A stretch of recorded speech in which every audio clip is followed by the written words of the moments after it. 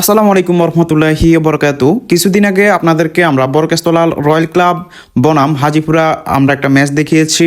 সেই ম্যাচের মধ্যে আলহামদুলিল্লাহ বরকেস্তলা 4টা গোল দিয়ে বিজয় লাভ করে।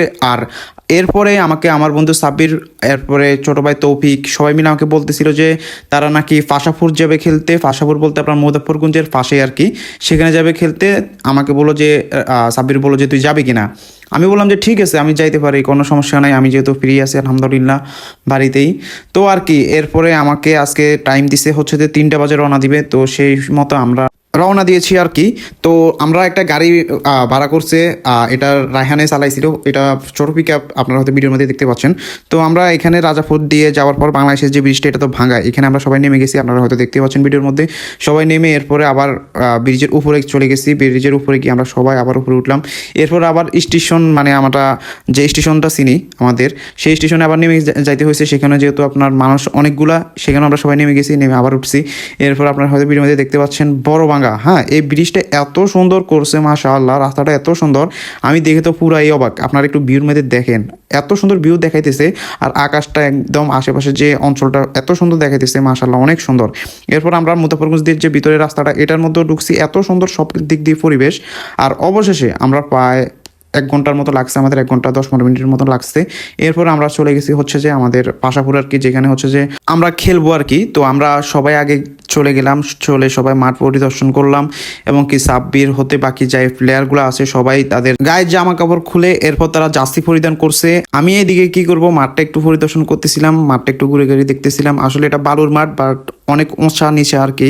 তো আমাদের ফলাফাইনাও খেলতে এত বেশি পারে নাই। যাই হোক আলহামদুলিল্লাহ আমরা কিন্তু শেষ পর্যন্ত বিজয় লাভ করি। আর আপনারা হয়তো এই জায়গাটা অনেকে চিনেন বা জানেন, এই মাঠটাও হয়তো চিনেন, অনেকে জানা পরিচিত আর কি। আমি কোনোদিনও যাই নাই এর আগে।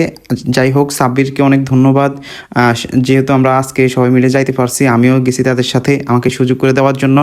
আর সবাই মোটামুটি এখানে কষ্ট করছে আলহামদুলিল্লাহ, যেহেতু পিকআপটা একটু ছোট।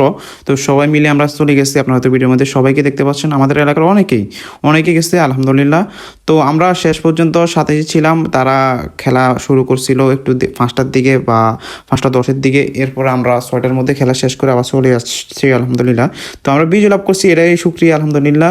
আমরা একটা গোল দিয়েছি আর তারা একটাও গোল দিতে পারে না। আমাদের কয়েকটা গোল মিসও হয়েছে, না হয় আমরা 3-4টা গোল দিতে পারতাম। যাই হোক, আমাদের বরকেস্তলায় যারা উদ্যোগ নিয়ে একটা ক্লাব করতেছে আলহামদুলিল্লাহ, রয়্যাল ক্লাব নাম দিয়েছে। তো এটা অনেক ভালো একটা উদ্যোগ, আমি তাদেরকে অনেক ধন্যবাদ জানাই। কারণ আমাদের বরকেস্তলা কোনো ক্লাব নাই।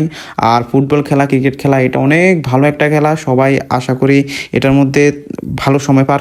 বিশেষ করে আমি ধন্যবাদ দিতে চাই সাব্বিরকে, এরপরে তৌফিককে, আলামিনকে, হ্যাঁ আরও অনেকে আছে যারা এটা বেশিরভাগ উদ্যোগ নিয়ে করতেছে আলহামদুলিল্লাহ।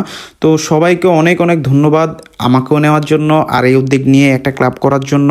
আমি কিন্তু এখন তারা বলার সাথে সাথে কিন্তু আমি সব জায়গায় যাই, তাদের সাথে আমি চলাচল করি আলহামদুলিল্লাহ। তো সর্বশেষে একটা কথাই বলবো যে আমাদের এই রয়্যাল ক্লাবের জন্য 1 সেট জার্সি লাগবে। কেউ যদি স্পন্সর করতে চান তাহলে অবশ্যই আমাকে কমেন্টে জানাবেন, অনেক অনেক উপকার হবে।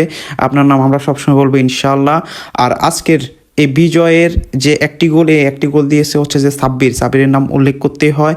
তো সবাইকে অসংখ্য অসংখ্য ধন্যবাদ শেষ পর্যন্ত ভিডিওর সাথে থাকার জন্য। আজকের ভিডিও এতটুকুই ছিল। সবাই ভালো থাকবেন, সুস্থ থাকবেন। আমাদের পরবর্তী ম্যাচ কার সাথে পড়ে, কোন এলাকায় পড়ে দেখার জন্য অবশ্যই আমাদের পেজটা ফলো করুন, আমাদের সাথে থাকুন ইনশাআল্লাহ। আসসালামু আলাইকুম রহমতুল্লাহি ওয়া বারাকাতুহু।